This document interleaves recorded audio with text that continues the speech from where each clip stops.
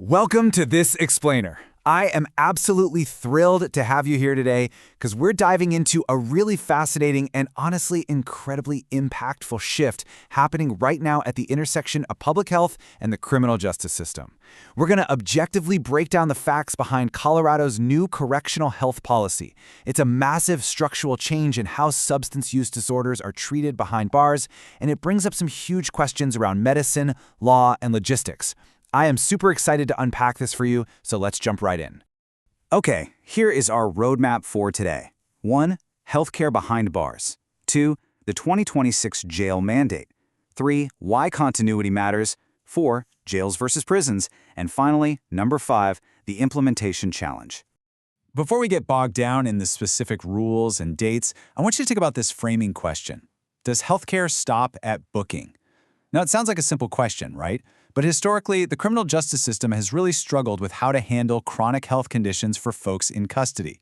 The whole premise driving Colorado's new approach is a recognition that a substance use disorder is fundamentally a medical condition. It is a health issue that absolutely persists even after someone walks through those jail doors. Section 1. Healthcare behind bars. The main anchor in this space is MAT, or Medication-Assisted Treatment. Basically, it's a medically supported approach specifically meant for treating substance use disorders using FDA-approved medications, things like buprenorphine, methadone, and naltrexone, and it pairs those meds with counseling. In a correction setting, the goal here isn't just about managing physical withdrawal symptoms. It's about actively reducing overdose risks and ensuring a much safer re-entry into the community. And you know, this wasn't an overnight change. If we look back a few years ago, MAT in corrections was pretty much relegated to optional, scattered pilot programs. Then, in recent years, we saw policies become tied to behavioral health funding. But today we're seeing a complete paradigm shift. MAT is shifting to become a standardized, fully expected part of basic healthcare in custody. Which brings us to Section 2, the 2026 Jail Mandate. July 1st, 2026. This is the absolutely crucial date to remember. By this exact date, under Colorado's updated jail standards, all jails in the state shall provide medication-assisted treatment. It is a firm, hard mandate. That means, regardless of a facility's size or where it's located, providing this standard of care is going to be a strict requirement, not just a friendly recommendation. So what does this actually look like when someone is being booked? Well, the mandatory intake process is highly structured. Step 1, verify any existing prescriptions. Step 2, continue the identical medication if it's safe to do so.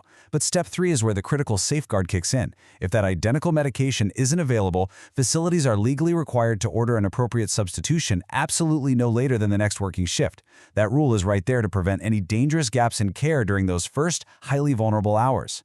Section 3. Why continuity matters. The medical risks of a treatment interruption are, frankly, severe. Abruptly stopping medication triggers sudden and intense withdrawal symptoms, along with increased cravings.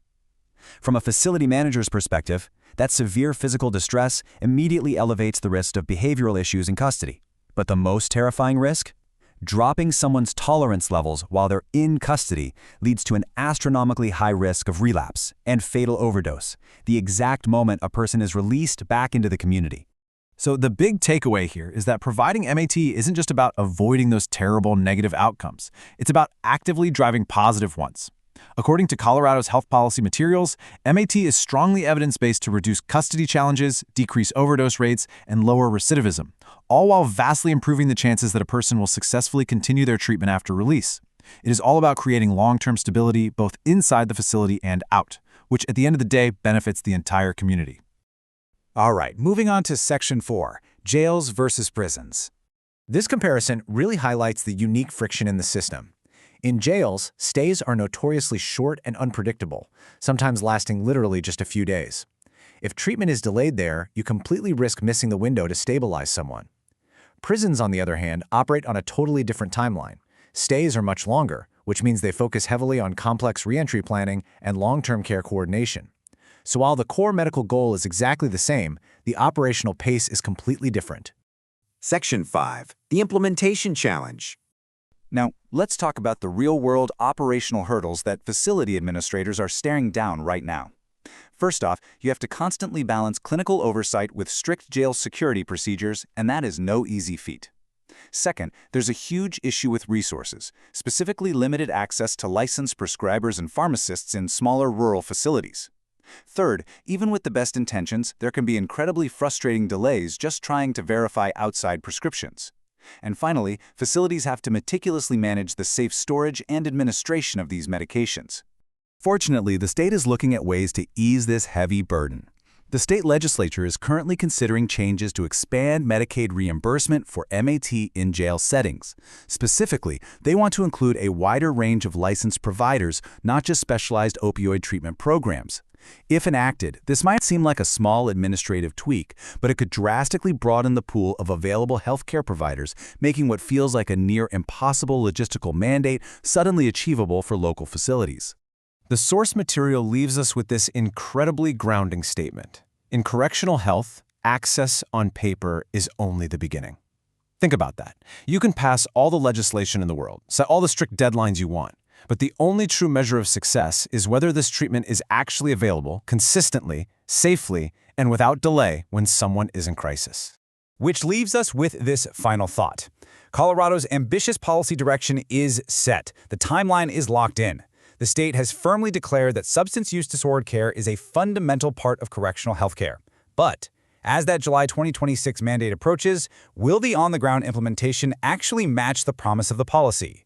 It is an incredibly complex, massive public health shift, and it's definitely one we're going to continue to watch. Thank you so much for joining me today for this explainer. Keep asking those great questions, and I'll catch you next time.